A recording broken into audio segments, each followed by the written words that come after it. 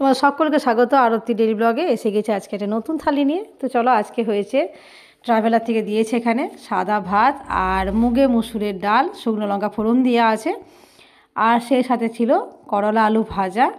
এই ভাজাটি খেতে আমার খুব ভালো লাগে, মাঝে মাঝে বাড়িতেও আমি এই ভাজাটি বানিয়ে খাই, দারুণ লাগে। শুকনো ভাতে বেশি ভালো লাগে, কিন্তু ডালটা আগে দিয়ে ফেলেছি, কিছু করার নেই, সাইড থেকে ওই জন্য শুকনো ভাত তুলে তুলে খাচ্ছি।